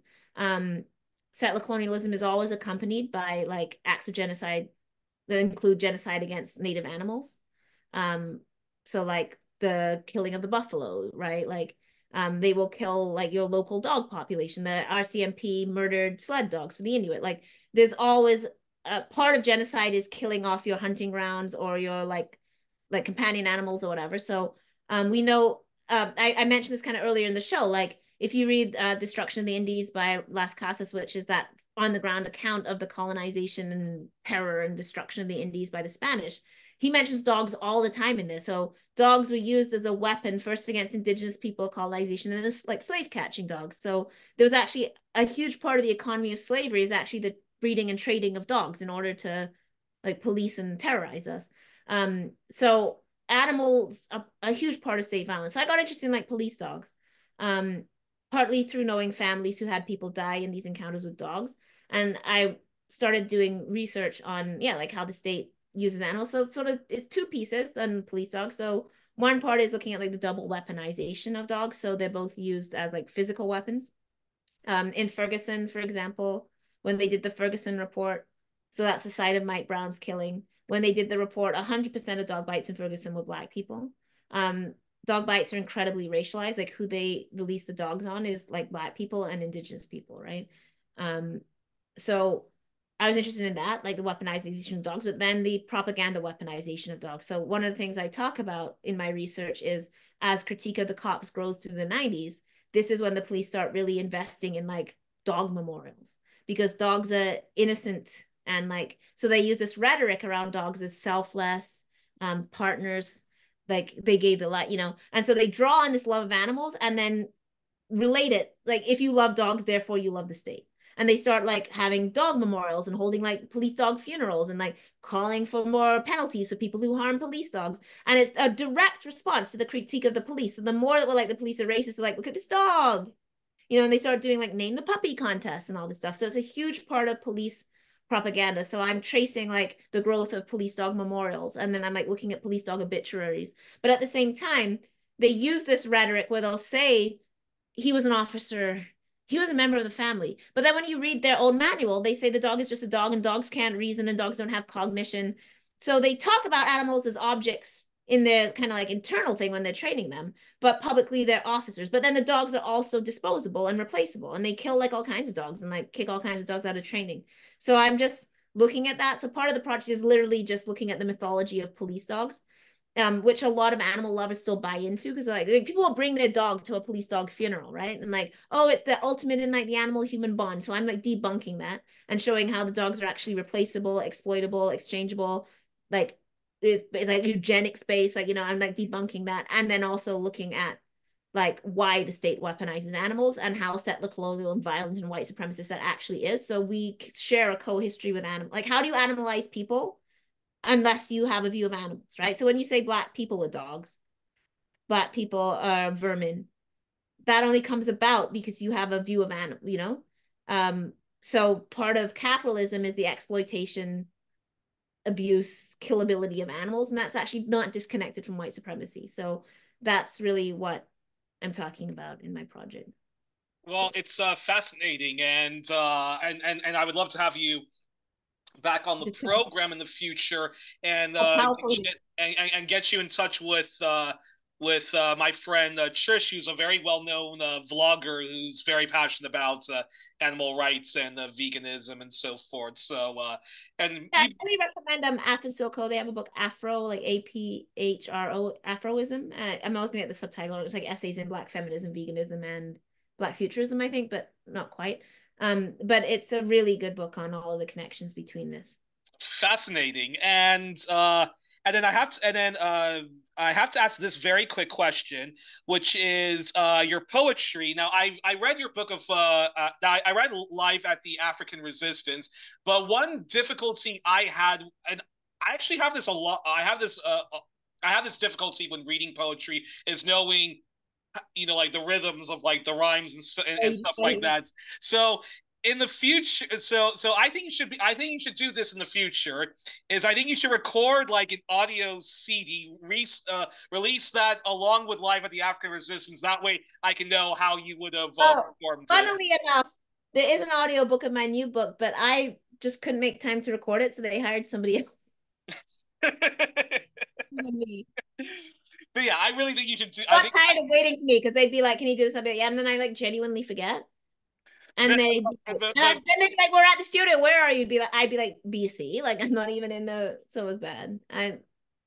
Well, you gotta re-release Live at the African Resistance and like record like an audio CD for it, because I had such a hard time like reading it. It's like, oh, I need yeah. People say that if you've heard it, you can do it in my voice, but if you haven't, it's like. Yeah. But actually, but when you write your poetry and then you perform your poetry, do you do a lot of?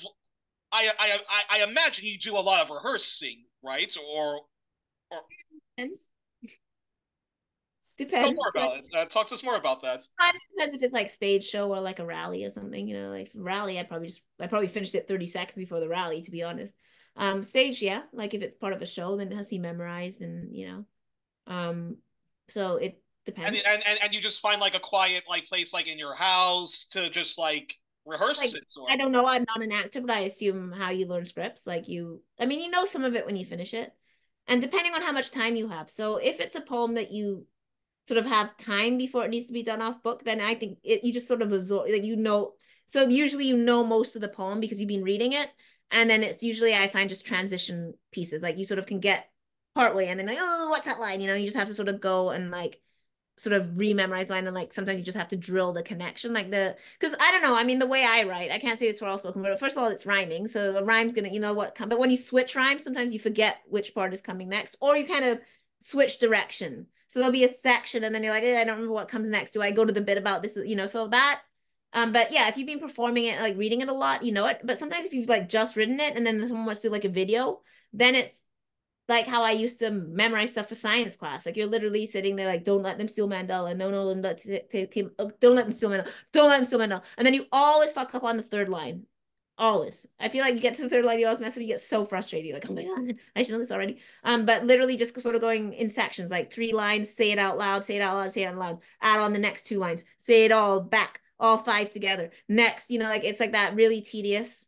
Some people put it on, record it and listen and learn it that way. But I tend to just, yeah, drill it out loud, and then gestures help. So when we gesture on stage, some of it's like obviously performance, and some of it's like literally mnemonic, like memorizing.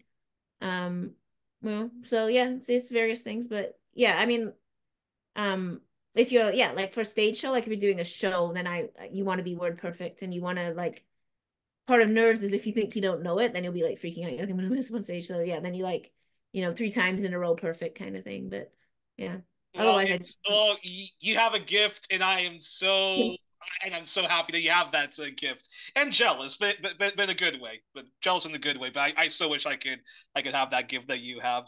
And my second to last question is the following: O.J. Simpson is 6 feet under. Was this Black America's Brexit moment? Well, the jurors literally, like in that documentary, like, yeah, like he was guilty, but fuck white people, which like they basically said, like, we are getting our own back. Like this is our chance to get revenge. So, you know, um, If you want to get revenge on white America, just do 100 more L.A. riots, L.A. it's uprising not type of its time things. too, right? Like, I mean, like, Not to quit an actual fucking wife beat. well, that's what I'm saying. It was also pre Me Too and pre like Anita Hill, so like part of it is also again like the lack of reckoning with sexual violence and domestic violence and stuff, which we obviously we much like we're not good on, but much like no one's good on. I'm not saying just black people, like, but if you think of the positioning in the 90s, was it pre-Anita Hill? It was around that time, I don't know, it was after Anita No, Hill. Anita Hill was 91 no, or 90. Anita Hill was the '80s because it was Right.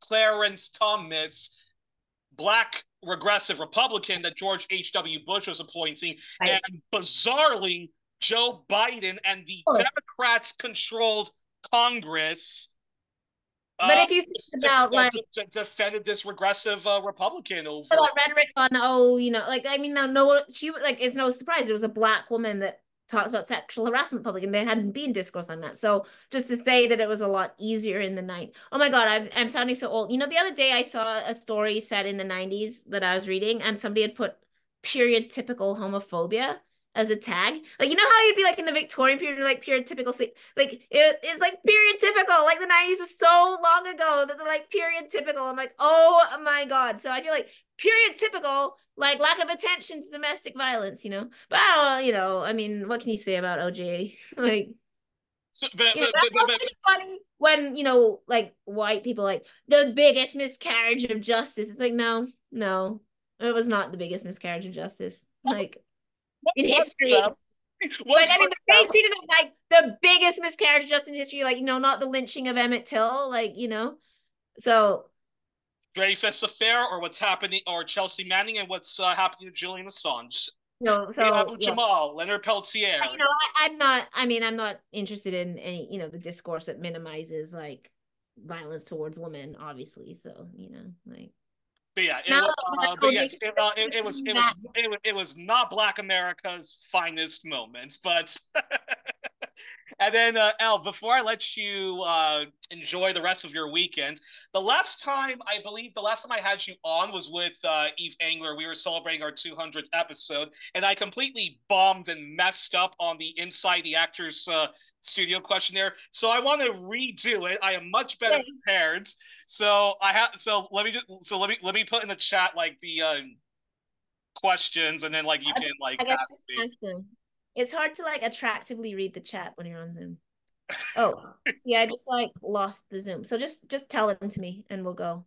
I Okay, don't so want okay, so you have to. I'm Okay, so you already have. slouching, like, and my Actually, head's wait. Actually, wait. Let me down, like, find down it. here. Actually, wait. 1 second. 1 second. Okay. Yeah. Okay. Oh, almost there. Almost there. Almost there. Almost there. Sorry, audience. Okay, well, I'll just say, okay, so we usually end the show doing a questionnaire done by Marcel Proust, later the popular French broadcaster Bernard Pivot, later my hero, the late, great James Lipton. Elle's already done it before, and of I'm course, sure I'll have completely different answers proving how inauthentic I am. Okay. and now Elle is going to ask me the questionnaire, and let me. I'm asking you. Yeah. Okay. You're gonna ask I me. do need to look in the chat. I thought you were asking me. That's why I was like, just read them. Okay, I will unattractively look in the chat. Okay.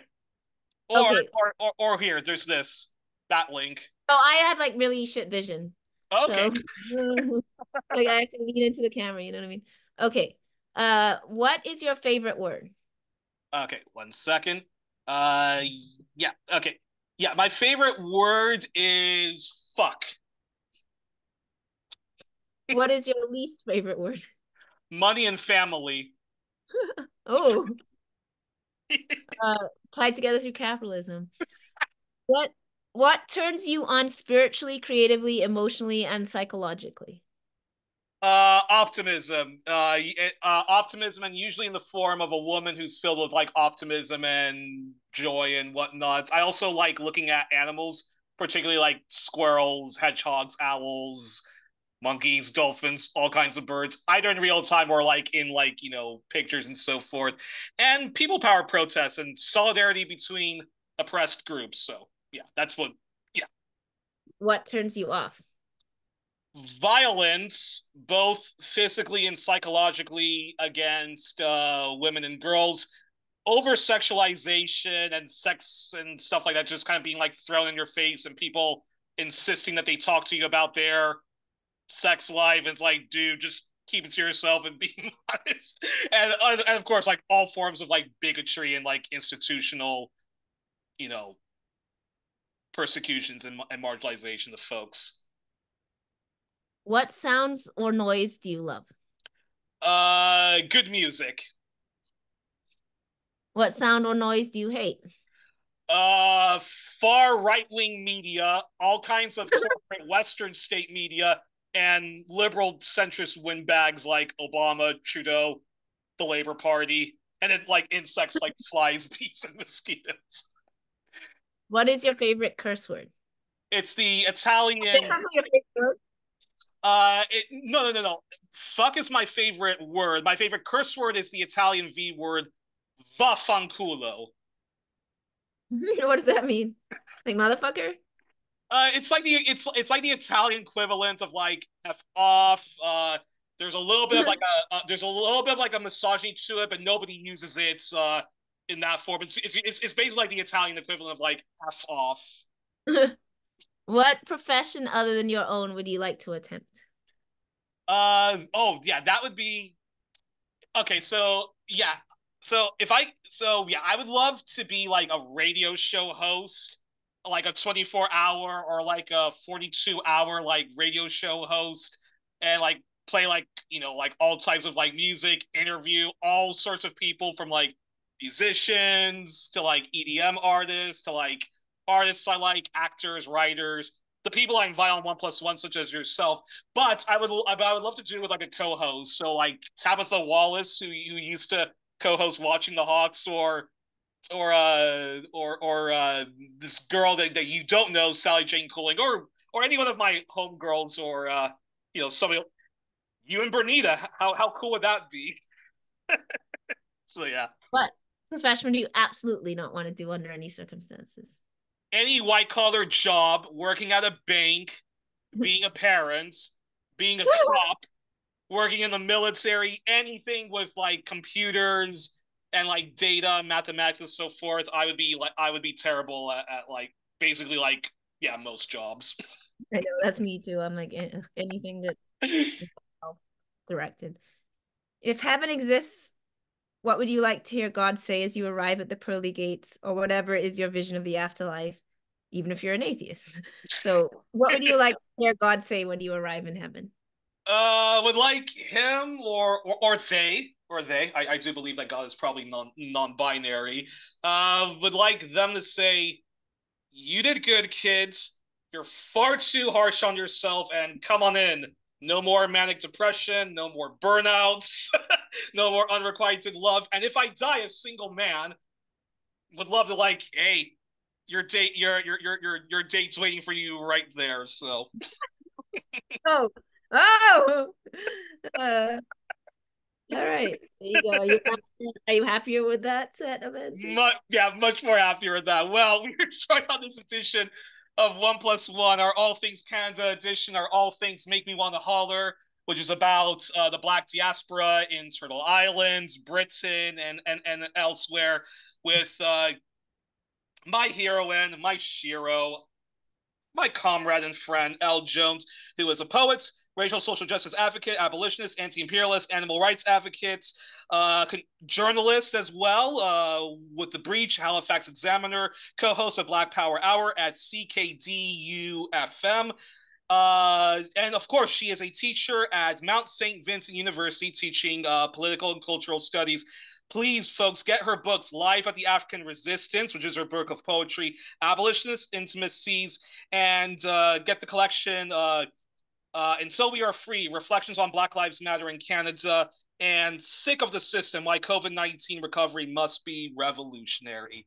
Miss Jones, Al Jones, thank you so much for this, and enjoy the rest of your Saturday night, okay? It must be, what is it, like 3 in the morning for you? Must be late there for you. 2:05, 2:05. Okay. I'm like, I just had a race today, so I need to bed. Okay. All right.